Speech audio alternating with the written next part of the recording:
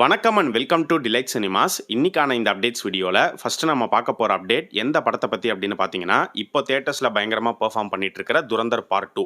துரந்தர் 2 உடைய detailed review video ஏற்கனவே நம்ம சேனலில் போட்டாச்சு. பார்க்காதவங்க இந்த வீடியோடைய டிஸ்கிரிப்ஷன் அண்ட் கமெண்ட் செக்ஷனில் லிங்க் கொடுத்துருக்கேன், போய் செக் பண்ணி பாருங்கள். ஸோ துரந்தர் 2 உடைய பாக்ஸ் ஆஃபீஸ் இப்போ வரைக்கும் எப்படி கலெக்ட் பண்ணிட்டு இருக்கு அப்படின்னு பார்க்கும்போது, வெனஸ்டே ஈவினிங்லேருந்து ப்ரீமியர் ஷோஸ் அப்படிங்கிறது ஸ்டார்ட் ஆச்சு. அந்த ப்ரீமியர் ஷோஸ்லேயே அவங்க பயங்கரமாக சொதப்பவும் செஞ்சாங்க. பட் அப்படி சொதப்பினாலுமே பார்த்தீங்கன்னா 40 50 கோடி கிட்ட வந்து கலெக்ட் பண்ணிருக்கு அப்படிங்கிற ஒரு நியூஸ் இருக்கு. இந்த சொதப்பல்கள்லாம் இல்லாம இன்னும் ப்ராப்பரா நீட்டா ரிலீஸ் பண்ணியிருந்தாங்கன்னா இந்த 40ங்கிறது வந்து 70 கிட்ட கூட போயிருக்கும் அப்படிங்கிற ஒரு நியூஸ் இருக்கு. அண்ட் டே 1 உடைய இந்தியா கலெக்ஷன் வந்து பார்க்கும்போது 100 கோடி கிராஸ் ஆயிடுச்சு. டே 2 ஃப்ரைடே வந்து பார்த்தீங்கன்னா இந்தியா கலெக்ஷன் வந்து ஒரு 80 90 கோடி கிட்ட கலெக்ட் பண்ணிருக்கு. ஒரு சின்ன டிப் அப்படிங்கிறது தெரிஞ்சிருக்கு. ஆனால் 3வது நாள் சாட்டர்டே வந்து பார்த்தீங்கன்னா 110 கோடிக்கு மேலே தான் வந்து போயிருக்கு. 113 கோடி அப்படின்னு சொல்லப்படுது. இன்னைக்கு சண்டே வேற, நிச்சயமா இன்னைக்கு வந்து பார்த்தீங்கன்னா ஒரு பெரிய கலெக்ஷனை எதிர்பார்க்கலாம். இந்தியாவில் மட்டுமே வந்து 130 கோடிக்கு மேலே வந்து கிராஸ் ஆகும் அப்படிங்கிற ஒரு நியூஸ் இருக்கு. ஸோ இப்போ வரைக்கும் வேர்ல்டு வைடு துரந்தர் 2 உடைய கலெக்ஷன் அப்படின்னு பார்க்கும்போது 500 கோடி வந்து கிராஸ் ஆயிடுச்சு அப்படிங்கிற ஒரு நியூஸ் வந்திருக்கு. ஸோ செமையாக தான் வந்து போயிட்டு இருக்கு. பார்ட் 1 உடைய டோட்டல் கலெக்ஷன் வந்து பார்த்தீங்கன்னா 1200 400 கோடிக்குள்ள. இந்த படம் வந்து சாலிடா 1500 கோடியை தாண்டும், 2000 கோடி அடிக்கும் அப்படின்லாம் வந்து ஃபேன்ஸ் வந்து எதிர்பார்த்துட்டு இருக்காங்க. எவ்வளோ கலெக்ட் பண்ண போகுது அப்படிங்கிறத பொறுமையாக வெயிட் பண்ணி பார்ப்போம். இப்போ ரீசெண்டாக பார்த்தீங்கன்னா டைரக்டர் செல்வராகவன் ஒரு ட்வீட் போட்டிருந்தாரு, ஒரு வழியாக புதுப்பேட்டை 2 எழுதி முடிச்சிட்டேன் அப்படின்னு. இதுக்கு ஒரு பக்கம் பாசிட்டிவான ஒரு ரெஸ்பான்ஸ் இருந்தாலும் இன்னொரு பக்கம் பெரும்பாலும் வந்து ஒரு நெகட்டிவான ரெஸ்பான்ஸ் தான் இருந்துச்சு. இப்போ எதுக்கு புதுப்பேட்டை 2, அதெல்லாம் ஒன்றும் வேண்டாம், புதுப்பேட்டை 2லாம் கை வைக்காதீங்க, பார்ட் 1 கெடுத்துறாதீங்க அப்படிங்கிற மாதிரி தான் நிறைய டாக்ஸும் மீம்ஸும் சோஷியல் மீடியாவில் பார்க்க முடிஞ்சுது. செல்வராகவனை பொறுத்த வரைக்கும் அவர் ஒரு பக்கம் புதுப்பேட்டை 2, இன்னொரு பக்கம் 1001 2, இந்த 2 படங்களை எப்படியாவது எடுத்தே ஆகணும் அப்படிங்கிறதுல ரொம்பவே தீவிரமாக இருக்காரு.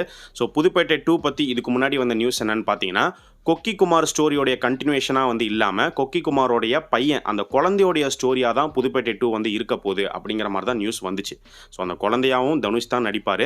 ஸோ டியூல் ரோலில் தனுஷை வந்து நம்ம பார்க்க போகிறோம் அப்படிங்கிற மாதிரி ஒரு நியூஸ் இருந்தது. பட் இப்போவும் அதே தான் ஸ்டோரியாக இருக்கா, இல்லை செல்வராகவன் சேஞ்சஸ் பண்ணியிருக்காரா, என்ன பண்ணியிருக்காரு அப்படிங்கிறது தெரியல. இப்போ இவர் புதுப்பேட்டை 2 எழுதி முடிச்சிருக்காரு அப்படின்னா அப்போ எப்போ ஷூட்டிங் போவாங்க அப்படின்னு பார்க்கும்போது ஆக்சுவலாக இப்போ தனுஷ் வந்து பயங்கர பிஸியாக இருக்காரு. 55ல் நடிச்சிட்டு இருக்காரு. அடுத்து தமிழரசன் பச்சைமுத்து ப்ராஜெக்ட் இருக்குது, அதை சீக்கிரம் முடிச்சிருவாங்க. அதுக்கப்புறம் மாரி செல்வராஜ் ப்ராஜெக்ட் கிராண்டான ஒரு பீரியட் ஃபிலிம், அது கொஞ்சம் டைம் எடுத்து தான் முடிப்பாங்க. மேபி இந்த ப்ராஜெக்ட்ஸ்லாம் முடிச்சதுக்கு அப்புறமா வேணா புதுப்பேட்டை 2க்கு தனுஷ் வந்து கால் ஷீட் கொடுக்கலாம். அது இல்லாமலும் பார்த்தீங்கன்னா இளையராஜா பயோபிக் இருக்குது, கலாம் பயோபிக் இருக்குது, இதெல்லாம் முன்னாடியே அனௌன்ஸ் பண்ண ப்ராஜெக்ட் தான். ஸோ மேபி இதுக்கு நடுவில் புதுப்பேட்டை 2க்கு வரத்துக்கு சான்சஸ் இருக்குது. அப்படி வந்தால் இந்த ப்ராஜெக்டை யார் ப்ரொடியூஸ் பண்ணுற மாதிரி இருக்கும் அப்படின்னு பார்க்கும்போது, ஒன்று ஒண்டர் பார் ஃபிலிம்ஸ் வந்து தயாரிக்கலாம் அப்படின்னும், இல்லைனா ஒண்டர் பார் ஃபிலிம்ஸ் கலைப்புலி தானோ 2 பேரும் சேர்ந்து ப்ரொடியூஸ் பண்ணுறதுக்கு நிறையா பாசிபிலிட்டிஸ் இருக்குது அப்படிங்கிற மாதிரியும் நியூஸ் வந்துட்டு இருக்கு. ஸோ நீங்கள் புதுப்பேட்டை 2 பற்றி என்ன நினைக்கிறீங்க, எடுக்கலாமா வேணாமா அப்படிங்கிறத உங்களுடைய ஒப்பீனியனை கமெண்ட் செக்ஷனில் சொல்லுங்கள். டைரக்டர் வெற்றிமாறனுடைய இயக்கத்தில் எஸ்டிஆர் இப்போ நடிச்சிட்டு இருக்கிற அரசன் எடுத்துக்கிட்டோம் அப்படின்னா செகண்ட் ஷெட்யூல் சென்னையில் ஸ்டார்ட் ஆகி போயிட்டு இருக்கு. அஃபிஷியலாக ஒரு சில ஸ்டில்ஸுமே வந்து ரிலீஸ் ஆயிருந்துச்சு, பார்த்துருப்பீங்கன்னு நினைக்கிறேன். இந்த செகண்ட் ஷெட்யூலில் யார் யாரெல்லாம் ஜாயின் பண்ண போறா அப்படிங்கிற ஒரு லிஸ்ட்டை வந்து நம்ம ஏற்கனவே சொல்லியிருந்தோம். அதை தாண்டி ரீசெண்டாக சொல்லப்படுற இன்னொரு லேட்டஸ்ட் லிஸ்ட் என்ன அப்படின்னு பார்க்கும்போது, ஆக்ட்ரஸ் பிரியங்கா மோகன், யோகி பாபு, மூனார் ரமேஷ், ஜான் விஜய், இவங்க 4 பேருமே இந்த செகண்ட் ஷெட்யூலில் வந்து ஜாயின் பண்ணியிருக்காங்க, வடச்சென்னை யூனிவர்ஸ்குள்ளே வந்திருக்காங்க அப்படிங்கிற ஒரு நியூஸ் கிடச்சிருக்கு. அண்ட் இப்போ பார்த்தீங்கன்னா ஒரு போலீஸ் ஸ்டேஷன் செட்டப்பில் தான் வந்து சீன் எடுத்துட்டு இருக்காங்க. அதில் இவங்க எல்லாருமே இருக்காங்க அப்படிங்கிற மாதிரி சொல்லப்படுது. அரசன் படத்தோடைய ஹீரோயினை பொறுத்த வரைக்கும் சமந்தா கிட்ட வந்து டாக்ஸ் போயிட்டு இருக்கு அப்படிங்கிற நியூஸ் முன்னாடிலேருந்தே வந்துட்டு இருக்கு. இப்போவும் பார்த்தீங்கன்னா அந்த நியூஸ் இருக்கு, அவங்க வந்து இதுக்கப்புறம் கூட வந்து இந்த படத்துக்குள்ளே வரலாம் அப்படிங்கிற மாதிரி ஒரு பக்கம் சொல்லப்படுது. அண்ட் இன்னொரு பக்கம் பார்த்தீங்கன்னா 3 BHKல ஹீரோயினாக நடித்த சைத்ரா, அவங்க வந்து இந்த படத்தில் இருக்காங்க அப்படின்னு நம்ம ஏற்கனவே சொல்லியிருந்தோம். அது இல்லாமல் இப்போ பிரியங்கா மோகன் வர இந்த படத்துக்குள்ளே வந்திருக்காங்க அப்படின்னா எனக்கு தெரிஞ்சு வெற்றிமாறனுடைய ஒரு படத்தில் இத்தனை ஹீரோயின்ஸ் இருக்கிறது இந்த படமாக தான் இருக்கும்னு நினைக்கிறேன்.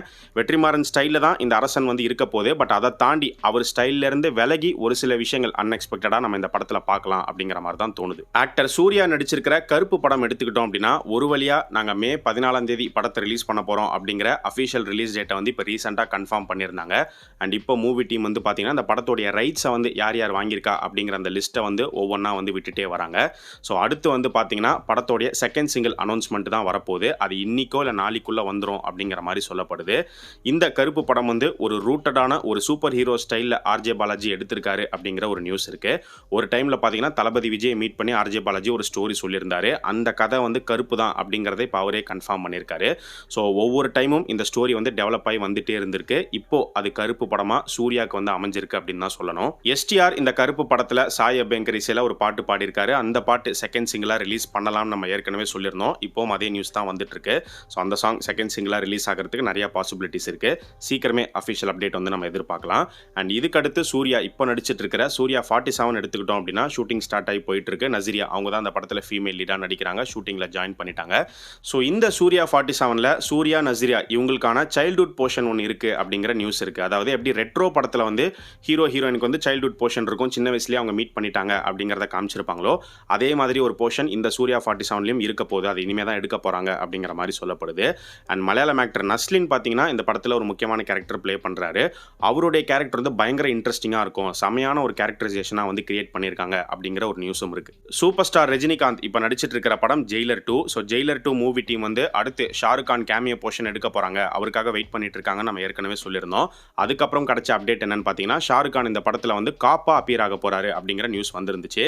இப்போ லேட்டஸ்ட்டாக சொல்லப்படுற நியூஸ் என்ன அப்படின்னு பார்க்கும்போது இந்த ஷாருக் கான் கேமியோ போர்ஷனை வந்து சண்டிகரில் ஒரு ஃபேக்ட்ரி செட்டப்பில் எடுக்கிற மாதிரி பிளான் பண்ணியிருக்காங்க அப்படிங்கிற ஒரு நியூஸ் இருக்குது. அந்த ஃபேக்ட்ரி வந்து பார்த்தீங்கன்னா வெஹிக்கிள்ஸை வந்து க்ரஷ் பண்ணுற ஒரு மெஷினரிஸ் சிஸ்டம் உள்ள ஒரு ஃபேக்ட்ரியாக இருக்கும் அப்படிங்கிற ஒரு நியூஸும் இருக்குது. இந்த கேமியோ ஷெட்யூல் பற்றி ஆரம்பத்தில் வந்த நியூஸ் என்ன அப்படின்னு பார்க்கும்போது ஷாருக் கான், சூப்பர் ஸ்டார் ரஜினிகாந்த், மோகன்லால், சிவராஜ்குமார் இவங்க 4 பேருமே இந்த ஷெட்யூலில் இருப்பாங்க. ஸோ 4 பேரும் ஒன்றா அப்பியர் ஆகிற மாதிரி இருக்கும் அப்படின்னு தான் சொல்லப்பட்டுச்சு. ஆனால் அதுக்கப்புறமா எப்படி நியூஸ் வந்தது அப்படின்னு பார்த்தீங்கன்னா Shahrukh Khan, super star, SJ Suriya இவங்க 3 பேர் மட்டும்தான் இருக்க போகிறாங்க அப்படின்னு. இப்போ எப்படி நியூஸ் வருது அப்படின்னு பார்க்கும்போது சூப்பர் ஸ்டார், ஷாருக் கான் இவங்க 2 பேரும் கன்ஃபார்ம்டாக இருக்காங்க. ரொம்ப வருஷம் கழிச்சு ஒன்றா நடிக்க போகிறாங்க, ஒரே ஃப்ரேமில் பார்க்க போகிறோம். பட் இவங்க 2 பேரை தாண்டி இன்னும் வேறு எந்தெந்த ஆக்டர்ஸ் இந்த சீனுக்குள்ளே வரப்போகிறாங்க அப்படிங்கிறது இன்னும் கிளியராக தெரியல.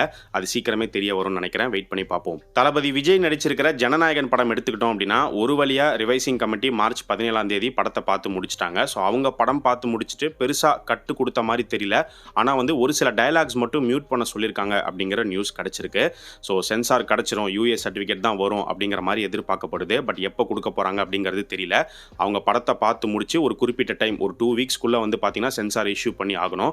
ஸோ அதனால் கன்ஃபார்மாக மார்ச் எண்டில் ஏப்ரல் மிட்டுக்குள்ளே வந்துடும் அப்படிங்கிறதுல மூவி டீம் தெளிவாக இருக்காங்க அப்படிங்கிற மாதிரி தான் சொல்லப்படுது. படத்தோடைய ரிலீஸ் எப்போ அப்படின்னு பார்க்கும்போது நம்ம ஏற்கனவே சொன்னதான் எலெக்ஷன் டேட் அனௌன்ஸ் பண்ணிட்டாங்க 23 அப்படின்னு.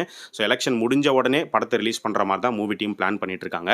இப்போ சொல்லப்படுற டேட்ஸ் என்ன அப்படின்னு பார்க்கும்போது ஏப்ரல் 24, ஏப்ரல் 30, மே 7, மே 15 இந்த 4 டேட்டில் வரலாம் அப்படிங்கிற மாதிரி எதிர்பார்க்கப்படுது. சீக்கிரமே அஃபிஷியலாக அனௌன்ஸ்மெண்ட் பண்ணுவாங்க அப்படின்னு நினைக்கிறேன். வெயிட் பண்ணி பார்ப்போம்.